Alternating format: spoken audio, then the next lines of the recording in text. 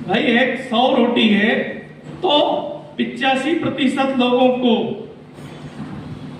15 रोटी but रही है, और बाकी के जो 15 लोग हैं, 15% लोग हैं, उनके हिस्से में 85% रोटियां जा रही है। कहने का अर्थ यह है कि रिजर्वेशन की बदौलत से आज हम इस स्थिति में पहुंचे हैं, लेकिन इसकी गलत व्याख्याओं से, क्योंकि हम इस रिजर्वेशन के कारण अप टू डेट में आकर उनके सामने आंखों में आंखें डालकर बात करने लगे हैं, उनके समकक्ष जाने लगे हैं, इसलिए वो एक बड़ा षड्यंत्र रच के इस आरक्षण को बदनाम कर रहे हैं और इस आरक्षण को किसी भी तरीके से खत्म करना चाहते हैं, और बहुत सारी स्थितियों में तो खत्म कर दिए हैं। आपको जानकारी होगी कि लेटरल एंट्री के माध्यम से आईएएस, जो यूपीएस परीक्षा से आईएएस चुने जाते हैं, वो बच्चे पे क्या बीत रही होगी जो 120 लेटरल एंट्री से आईएएस बना दिए गए। अभी 72 का विज्ञापन निकला था, लेकिन आप हम सब की ये सोशल मीडिया की जागरूकता से हम चीजों को पहचाने, दुश्मन की बातों को समझे, और हमने विरोध किया, और वो रिजर्वेशन को हमने कैंसिल कराने में सफलता हासिल की। दूसरा, हमारे साथ षड्यंत्र आपसी भाईचारे को खत्म करने का अभी 1 अगस्त को जो माननीय सुप्रीम कोर्ट का निर्णय आया था कि अनुसूचित जाति जनजाति में उपवर्गीकरण करके आरक्षण को बांट दिया जाए, यह इसके मात्र यह है कि वो लोग चाहते हैं, उन्होंने हमारी ताकत और एकता को देख लिया है कि ये जिस रोज ये लोग जाग गए हैं, अभी सेने सेने हम जागृति की अवस्था में पहुंच रहे हैं, और वो हमारी ताकत और मनोदशा को समझ चुके हैं कि यह इसी प्रकार से निरंतर इनमें जागृति आती रही तो ये लोग सत्ता परिवर्तन करने में भी सक्षम है, क्योंकि बहुसंख्यक समाज है, और ये बहुसंख्यक समाज यदि ये संगठित हो गया तो शासन सत्ता में ये जब चाहेंगे तब हमें हटाकर ये काबिज हो जाएंगे। इसलिए उन्होंने यह वर्गीकरण का एक पैतरा न्यायिक क्षेत्र के माध्यम से किया, और आप हम सब इसके शिकार हुए और हम आपस में बंट रहे हैं। ये चालें चल रही है, इन चालों को नंगी आंखों से आप हमें समझना होगा। ये यदि इन बातों को, क्योंकि अभी हमारे अधिकारों को क्या किया जा रहा है, न्यायिक क्षेत्र के माध्यम से खत्म किया जा रहा है। जितने भी डिसीजन आए 2016 में, 2018 में एट्रोसिटी एक्ट पे न्यायिक क्षेत्र से डिसीजन आया था, इसी प्रकार से। और मजेदार बात यह है कि ये वही लोग हैं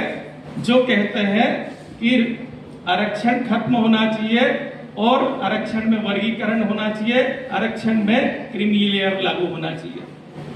आज तक सुप्रीम कोर्ट, हाई कोर्ट में जितने भी जज बैठे हुए हैं, वकील साहब जानते हैं, यहां कोई परीक्षा नहीं होती। ये कॉलेजियम सिस्टम से इस देश के चंद 3% घराने, वो भी एक विशेष वर्ग के हैं, उसी